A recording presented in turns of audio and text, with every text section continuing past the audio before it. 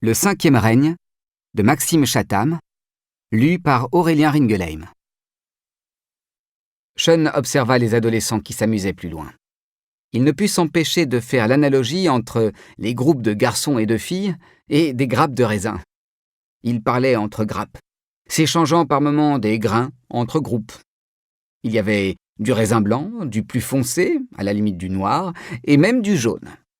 Toutes ces grappes faisaient partie d'un vaste champ. La plupart ne se croiseraient jamais, mais tous finiraient de la même façon. Il était amusant de se dire qu'en fonction de là où il avait poussé, un raisin aurait une saveur différente, amer, piquant, doux. Il y en avait pour tous les goûts.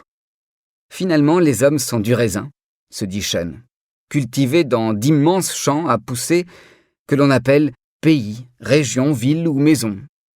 On vient tous de la même terre et on pousse tous de manière plus ou moins similaire, mais on n'a pas les mêmes goûts.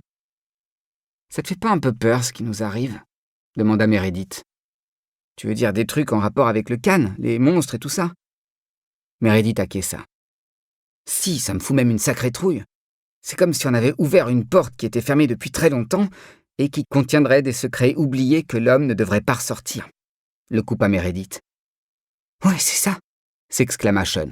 « Toi aussi t'as cette impression ?» Je pensais que c'était un sentiment que mon esprit inventait, comme une mise en garde que je me serais faite à moi-même. Il semblerait que non. Écoute, je sais pas si on en est tous bien conscients dans le groupe.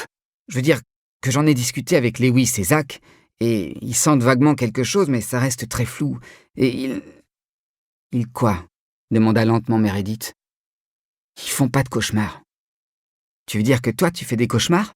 questionna la jeune fille, comme s'il s'agissait là d'une bonne nouvelle.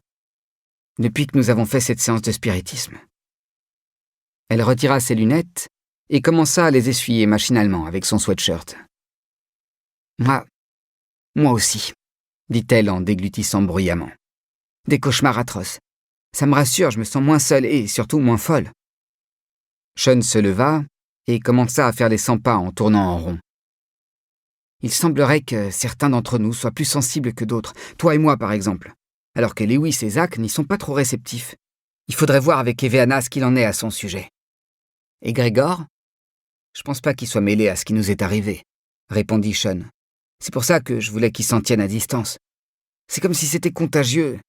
S'il traîne trop avec nous, ce fluide qui attire ou lie les phénomènes étranges s'imprégnera de son odeur et ce sera pareil pour lui ensuite. Il a fait son choix. Si on allait en parler avec les autres.